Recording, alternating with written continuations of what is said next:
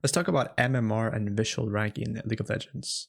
A lot of people are very confused about this topic and they do not understand it. You commonly hear phrases thrown around such as, oh, my MMR is doomed, I lose more LP than I win, so it's very frustrating to play, my account is just doomed. But this is not true, and it's actually the opposite as to what people believe. The account is not doomed, it's blessed. And I will get into as to why that is later. So there are two components to your rank in League of Legends. We have the MMR, which is also known as ELO.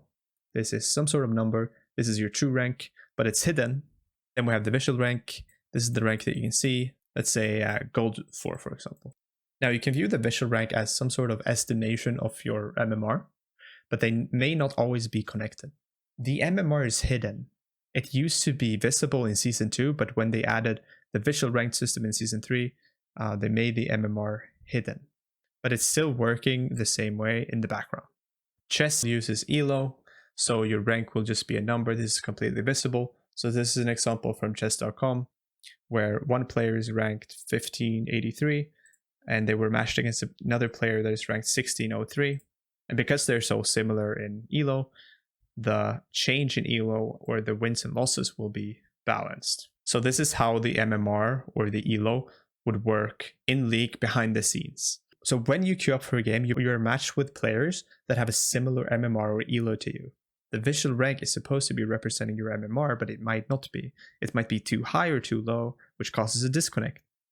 There are many reasons as to why this could happen, but one of the reasons is that the visual rank changes faster, meaning that if you play, your visual rank will go up faster or go down faster than your MMR, causing a disconnect. Perhaps they made it that way to emphasize progression, to make it feel like one is progressing more.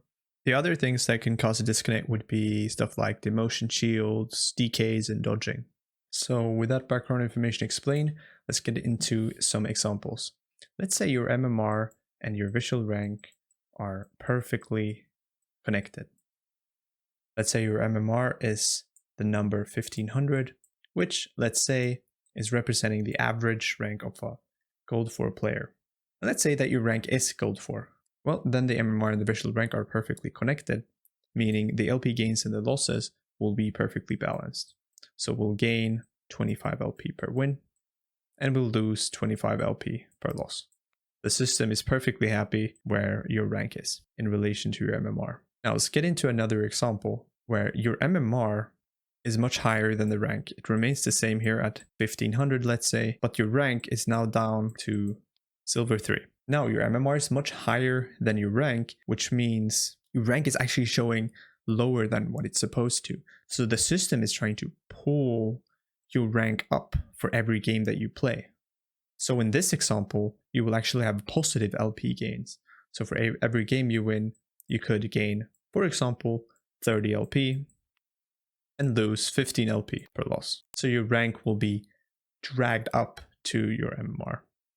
Let's get into the last example where let's say our MMR is the same. It's 1500, the average of gold 4 player, let's say, and our rank is now much higher. Our rank is actually showing gold 1. Well, now the rank is showing a higher rank than what our MMR represents. This means that the system is trying to pull your rank down to your MMR, and you will now have negative LP gains. So for example, you might just win 15 LP per win, and you will lose perhaps 30 LP per loss. Now this is the example where people say, hey, my account is doomed. I make no progression. I have negative LP gains. But in my opinion, the account is actually blessed because the visual rank is showing a much higher rank than the actual players that you are matched with. So the account is not doomed, it's blessed. But sure, from a player clarity perspective, it might not be great that it seems like we're making negative progression when the actual progression will always remain the same. For all of these situations, the MMR will always change, let's say, plus minus 10. So every game on all of these accounts are worth the same.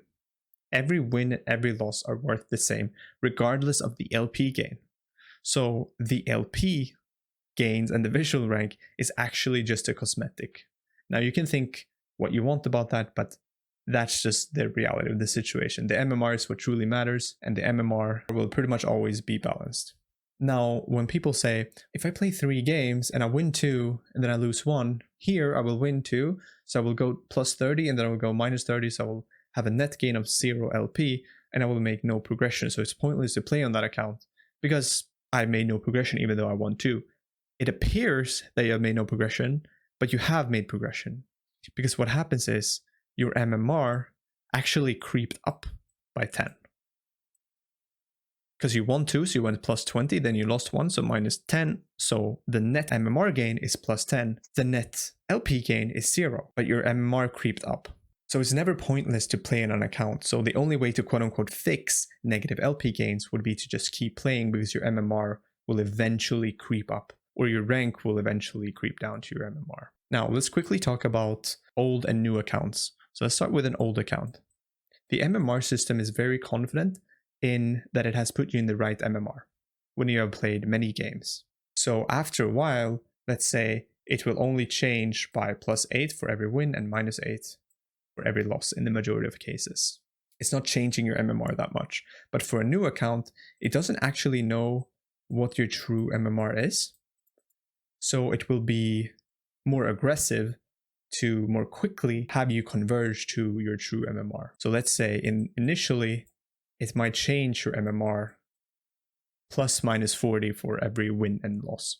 So this is why sometimes you can have people get a new account and they sometimes peak temporarily higher than their previous account, but they will always converge to their true MMR and their true rank, because in the absolute majority of cases, it's just a gimmick to buy a new account because it doesn't improve your level of play. And it's the level of play that is the true driver of your MMR or rank or true skill level. So that should be our focus. We don't need to get a new account. Just keep playing on your old account or whatever account you have. Each win and loss are worth just as much, and we focus on the improvement on the level of play, because that is the true driver to get us where we belong. Essentially, the MMR is hidden, so people are really confused about what the hell is going on, and they don't have knowledge of how the system works. So they're just going to create their own narratives and spread them, and people are going to buy into it, and everybody will just end up being confused. So that's why I made the video. I hope it was helpful.